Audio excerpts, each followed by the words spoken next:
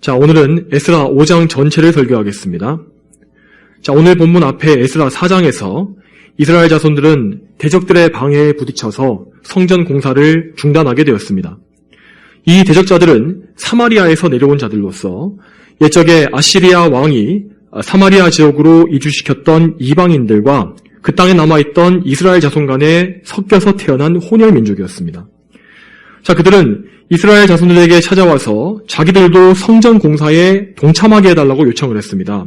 그러면서 그들은 자기들도 이스라엘의 하나님을 똑같이 섬기고 있다면서 그럴듯한 말들을 늘어놓았습니다.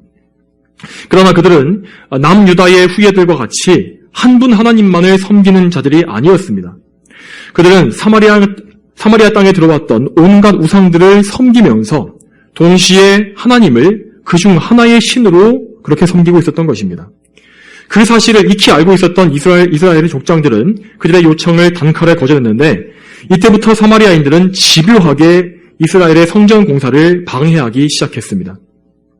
그들은 지방 관리들에게 뇌물을 주어서 관리들을 자기 편으로 돌려놓았고 결국 관리들의 압박에 지친 이스라엘 자손들이 성전 공사를 포기하게 만들었습니다.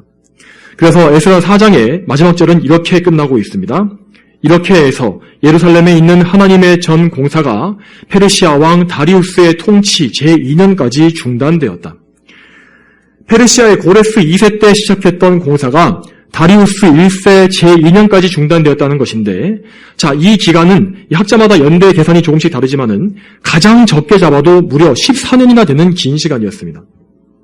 이스라엘 백성이 그 14년이라는 기간 동안 성전 공사를 중단해 놓고서 절기를 지키거나 제사를 매일 드렸는지는 알 수 없습니다. 그렇지만 그들은 다시금 옛적의 그 두려움과 불신앙과 또한 태만함에 빠져서 하나님께서 명령하신 이 거룩한 사역을 등한히 하게 된 것입니다. 그런데 여러분, 이 14년이라는 시간이 얼마나 긴 시간입니까? 분명히 대부분의 이스라엘 백성들은 성전 공사에 대해서는 거의 다 잊어버리고 말았을 것입니다. 그들이 유대 땅에 돌아왔던 목적 자체가 원래부터 성전 재건이었는데 어느새 그때의 처음의 뜻은 흐려지고 새로운 땅에 또 새롭게 정착해서 삶을 꾸리고 편안한 삶을 영위하는 것이 그들의 목적이 되고 만 것입니다. 이러한 상황에서 하나님께서는 2명의 선지자를 보내셔서 이스라엘 자손들을 깨우치셨습니다. 그들이 1절에 나와 있는 오늘 본문 1절에 나오는 학개와 스가랴입니다. 학개와 스가랴가 전한 그들의 말씀들과 행한 일들, 그들의 사역은 구약성경 맨 마지막에 있는 학개서와 스가랴서에 잘 나와 있습니다. 자, 가장 먼저 예언을 시작했던 사람은 학개였습니다. 학개서의 기록을 보게 되면 아마 학개라는 사람은 이 사람은 솔로몬의 성전을 목격한 적이 있는 대단히 연로한 선지자였던 것 같습니다. 학개는 영적으로 느슨해져서 자기 먹고 살리려만 관심을 두었던 이스라엘 백성들을 책망하기 시작했습니다. 이스라엘 사람들은 14년 전에 약간의 어려운 일이 닥쳐왔을 때 금세 힘을 잃어버리고 성전 공사를 포기해버렸습니다. 그들은 주변 민족의 방해를 겪으면서 이것이 순탄하게 풀리지 않는 것을 보니까 지금은 성전 지을 때가 아닌가 보구나 라는 핑계를 댔습니다. 자, 그런 말들이 학개 1장 2절에 이렇게 나와 있습니다. 만군의 여호와가 이같이 말한다. 이 백성이 말하기를 때가 오지 않았다. 여호와의 전을 지을 때가 되지 않았다 한다. 그렇게 성전 공사를 내팽개치고 그들은 다시 가정으로 돌아가서 자기 집안을 꾸미고 평안하고 윤택한 삶을 누리는 데만 관심을 두었습니다. 여기에 대해서 학개 1장 4절에 하나님께서 또 이렇게 말씀하십니다. 이 전은 이렇게 황폐한데 지금이 너희가 벽을 장식한 집에서 살고 있을 때냐? 또한 이스라엘 자손들은 14년이라는 기간 동안 나름대로는 열심히 살면서 생계를 꾸리고 부를 쌓기 위해서 애를 썼습니다. 그러나 정작 그들은 일한 만큼 거두지를 못했고 마치 구멍난 주머니에 돈을 계속 넣는 것처럼 모든 것이 다 새어나가 버리는 것을 보게 되었다고 합니다.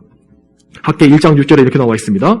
너희가 많이 뿌렸어도 거두어드리는 것이 적고 먹어도 배부르지 않으며 마셔도 만족함이 없고 입어도 따뜻하지 않으며 품삯을 받아도 구멍난 주머니에 넣은 것과 같이 되었다.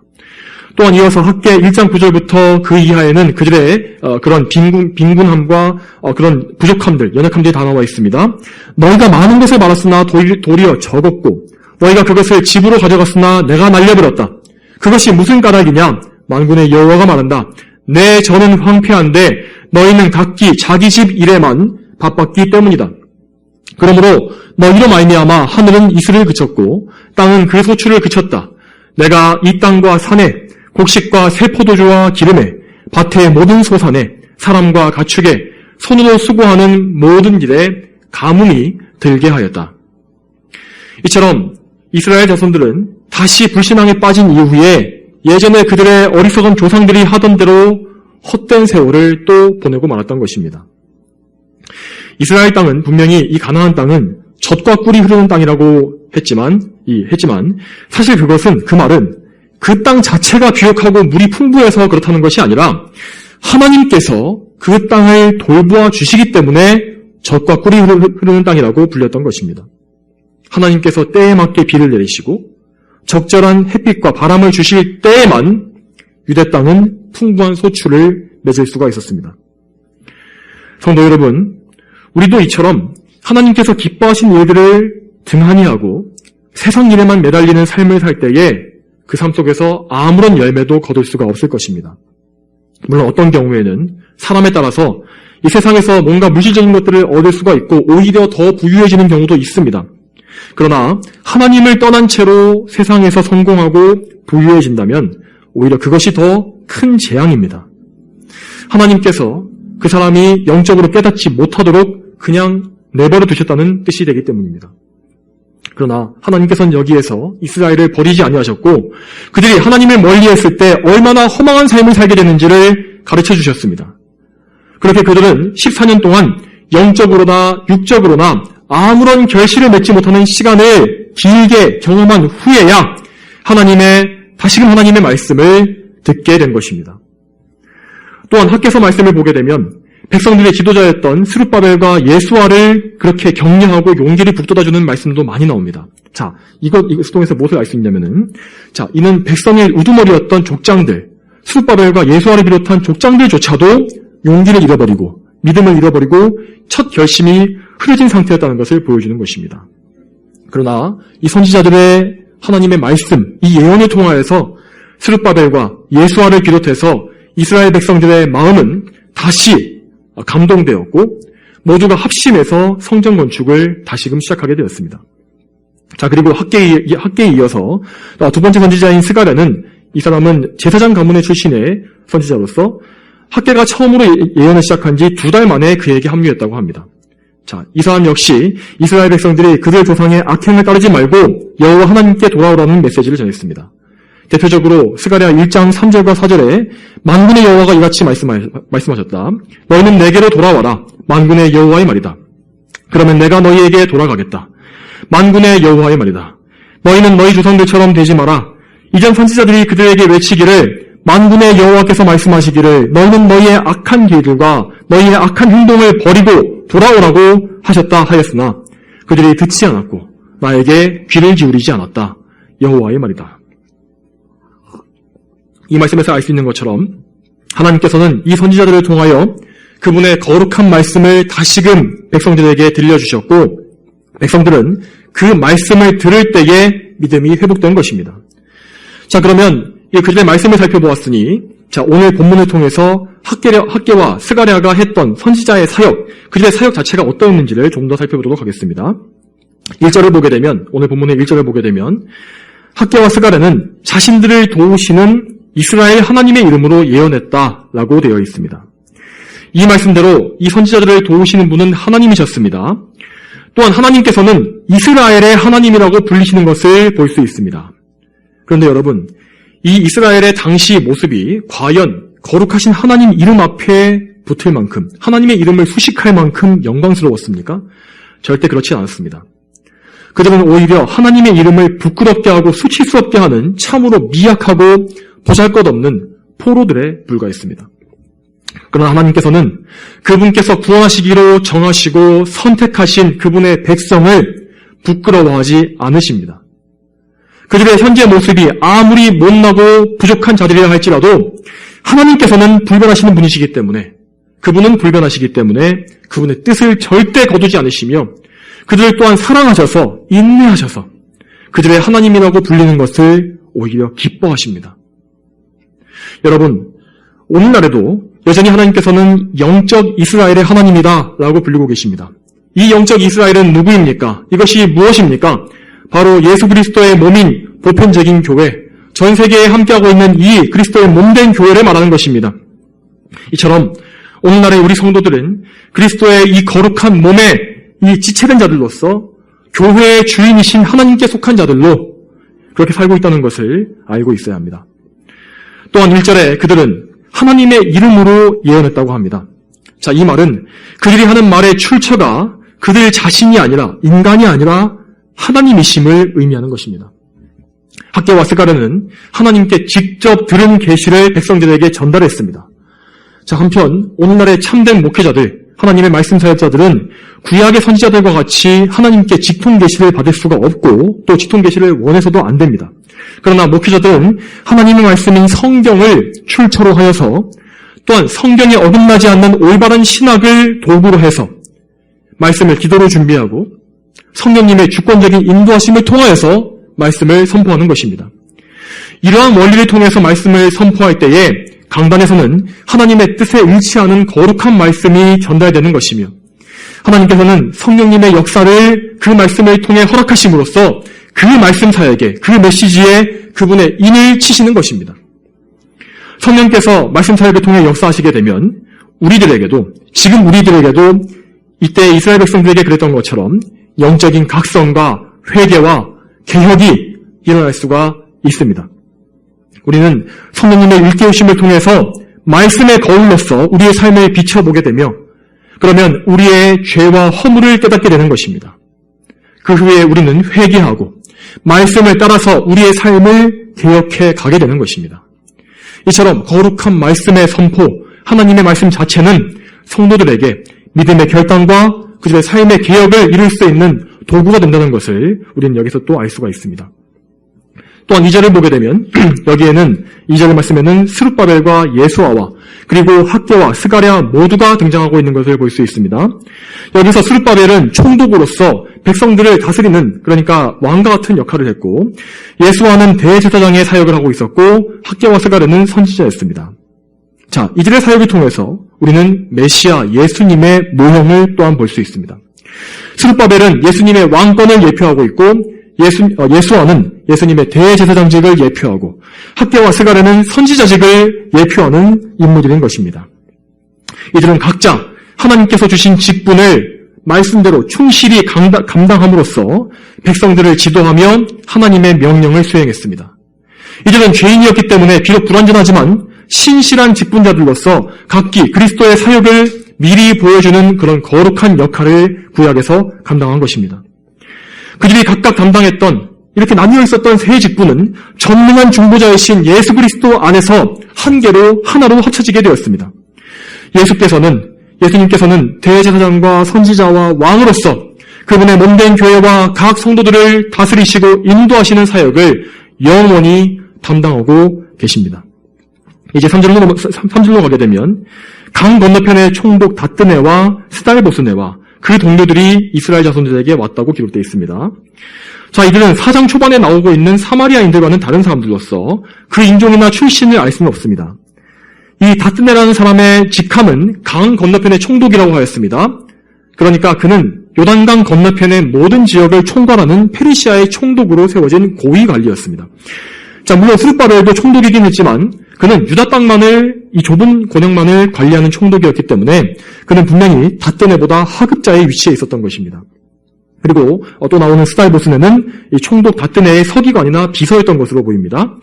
아무튼 이 당시에 총독들은 이 페르시아 왕의 눈과 같은 역할을 했습니다. 관찰자, 눈과 같은 그런 역할을 한 것입니다. 그래서 그들은 자신의 관할 지역을 순찰하다가 조금이라도 이상한 것이 발견되면 왕에게 보고해서 처분하는 대단히 무섭고 큰 권력을 가진 자들이었습니다. 그래서 다뜨네 역시 시찰 도중에 예루살렘 성전 공사가 이루어지고 있는 것을 발견하고서 이에 대해서 이스라엘 족장들에게 여러 가지를 조사한 것입니다.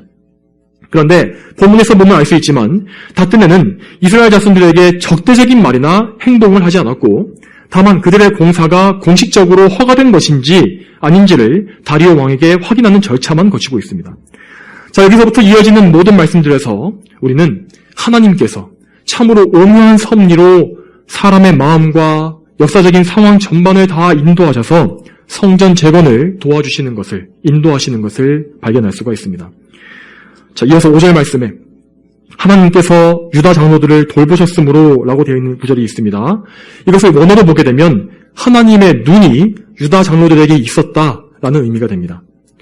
이처럼 하나님께서는 그분의 선한 눈길, 사람을 관찰하시는 그 선한 눈길로서 이스라엘 자손들을 바라보고 계셨기 때문에 아무도 대적들이 그들을 해치거나 막을 수가 없었던 것입니다. 다튼에는 총독으로서 왕의 답장을 기다려야 했음에도 불구하고 그런 중에도 굳이 이스라엘 성전 공사를 막지 않았습니다. 그렇게 행동한 이유는 물론 여러 가지가 있을 수 있습니다. 그의 성품이 원래부터 좀 온화했을 수도 있고, 또한 스룹바벨이나 예수아가 그에게 정중하고 확실하게 공사에 대한 설명을 잘했을 수도 있습니다. 그러나 결정적으로 하나님께서 그의 마음을 너그럽게 만드셨기 때문에 다튼에는 이스라엘 백성들을 선대한 것입니다. 이처럼 하나님께서는 선한 자이든지 악한 자이든지 모든 사람의 마음을 주관해 주시며 또한 그분의 전능하신 능력으로 온 땅의 권세들을 다스리고 또한 주관하시는 분이십니다. 또한 하나님께서는 페르시아의 정치적 상황 역시 성전 건축에 적절하게 만들어주신 것을 볼 수 있습니다. 당시 페르시아의 이 역사적인 상황을 잠깐 보게 되면은 이스라엘을 기환시킨 고레스 2세 이후에 캄비세스 2세라는 왕이 집권했다가 단 6년 만에 갑자기 죽게 되었습니다. 이 왕의 갑작스러운 죽음 때문에 왕위를 차지하기 위한 내전 상황이 벌어졌는데 이 내전 상황을 평정하고 왕위에 오른 사람이 오늘 본문에 나와 있는 다리우스 1세인 것입니다. 다리우스는 원래 고레스 2세 왕의 먼 친척이자 그의 사위로서 원래는 군대의 장교로 봉직하고 있었는데 혼란스러운 전국을 정리하고서 왕위를 차지한 것입니다. 한편 이스라엘 자손들이 성전 공사를 재개한 시기는 다리우스 왕의 집권 초기, 집권 2년 차였는데 당시는 다리우스 왕을 인정하지 않는 지방 세력들이 계속해서 반란을 일으키고 있었던 시대였기 때문에 중앙정부가 이들을 엄격하게 감독하기가 어려웠던 시대였습니다. 또한 다리우스는 반란을 막기 위해서라도 피정복민들, 이 페르시아 민족이 아닌 사람들을 잘 달래줘야 할 필요가 있었기 때문에 예루살렘 성전 공사에 대해서도 호의적일 수가 있었던 것입니다. 이것은 물론 성경에는 나오지 않는 내용이긴 하지만 분명한 사실은 하나님께서 직접 이러한 역사적 배경들을 만들어 주셨다는 사실입니다. 역사를 운행하시는 분은 하나님이시며 하나님께서는 그분께서 택하신 백성, 즉 교회를 중심으로써 이 세상의 모든 역사를 운행하십니다. 그러므로 우리는 신앙생활을 하는 가운데 마주치게 되는 모든 세상의 장애물들, 교회를 막아서고 사역을 방해하고 우리를 박해하는 모든 장애물들에 대해서 하나님께 기도하고 그분께서 이 모든 것을 다 섭리로서 해결하실 수 있다라는 믿음을 가지고 그분께 의지할 수가 있는 것입니다. 이어지는 6절부터 17절까지는 총독 다뜨네가 다리우스 왕에게 보낸 글의 내용이 쭉 나와 있습니다. 이 보고서에서 총독은 어떤 편견이나 악의적인 해석이 없이 이스라엘 백성이 진행 중인 공사의 내용과 또 이스라엘 백성이 총독인 자신에게 보고한 공사 이유에 대해서 그대로 알리고 있습니다.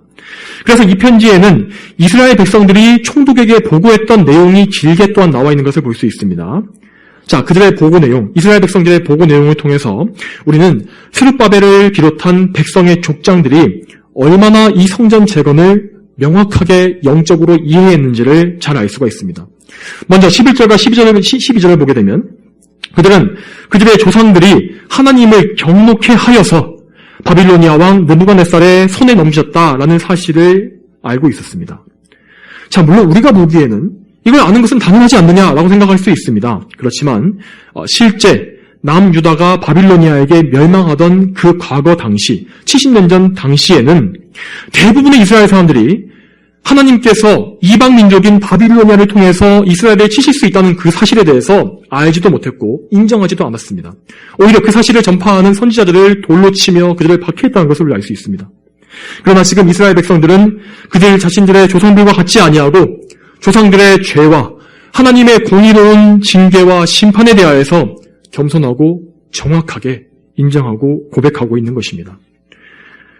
또한 13절에 그들은 고레스의 칙령으로 성전 재건이 시작되었다는 사실을 인정함으로써 그들을 지배하고 있는 이방 왕의 권세를 겸손하게 인정하고 있습니다.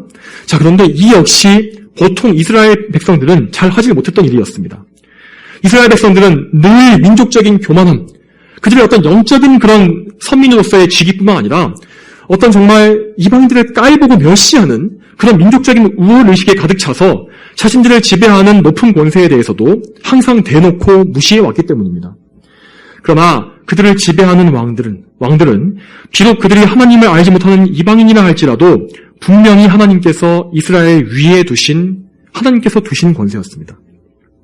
이스라엘 백성들은 현재 이 사실을 인정했기 때문에 총독에게 정확한 보고를 할 수가 있었고, 이는 총독과 왕의 호의를 받을 수 있는 이유 중에 하나가 되었습니다. 여러분, 이스라엘 백성들의 이 말처럼 우리 역시 언제든지 세상 사람들에게 우리의 신앙을 고백할 수가 있어야 하고, 또한 우리가 하고 있는 일들에 대해서, 특히 하나님의 거룩한 사역들에 대해서 정당하게 설명할 수가 있어야 할 것입니다. 우리가 하나님의 일을 행할 때 우리는 세상 사람들에게 주눅들 필요는 없습니다. 또한 우리는 우리의 신앙을 담대하게 고백할 수 있어야 합니다. 또한 세상의 권세와 법에 있어서는 물론 하나님의 법에 어긋나는 세상 권세에는 따르지 말아야 하겠지만 하나님 말씀에 합치하는 그분께서 세우신 정당한 권세에는 또한 우리가 복종함으로써 세상 사람들이 우리를 비난할 만한 그런 빌미를 주지 말아야 하는 것입니다. 이스라엘 백성들은 선지자를 통하여서 마음이 감동되어서 그 마음과 생각이 하나님께 집중되었고 성령으로 충만했기 때문에 올바른 지식과 담대한 확신과 성령의 충만함으로 말하고 행동할 수가 있었던 것입니다. 그래서 그들은 영적으로 가장 좋은 상태에 있었다고 말할 수가 있습니다. 우리 역시 이처럼 언제나 기도와 하나님의 말씀으로 깨어서 항상 하나님을 우리 곁에 가까이 모심으로써 이러한 좋은 영적 상태를 유지할 수 있게 힘써야 할 것입니다.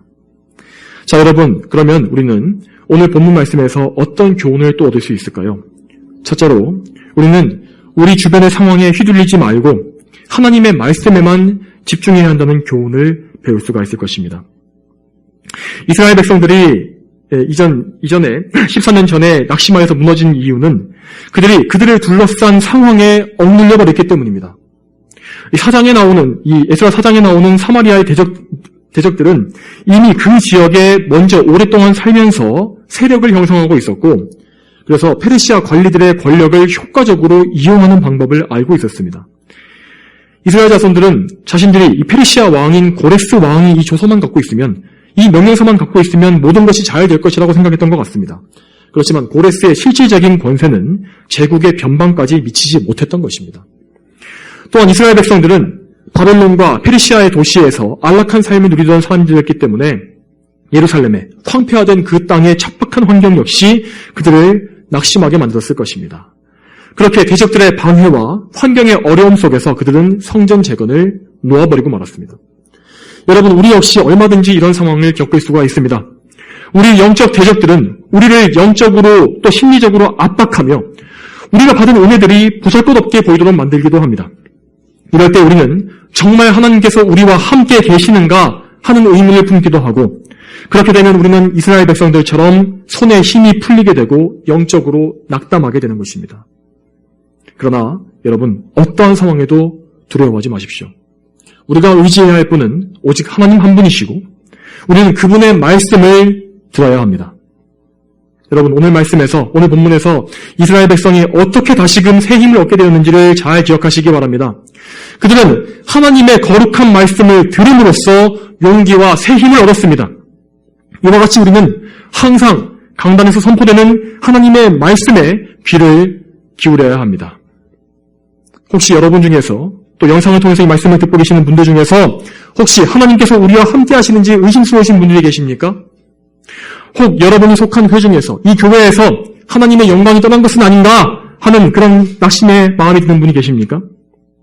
그렇다면 여러분의 강단에서 선포되는 말씀이 하나님의 뜻과 이 거룩한 하나님의 계시된 말씀과 일치하는지를 자세히 살펴보시고 생각해 보시기 바랍니다.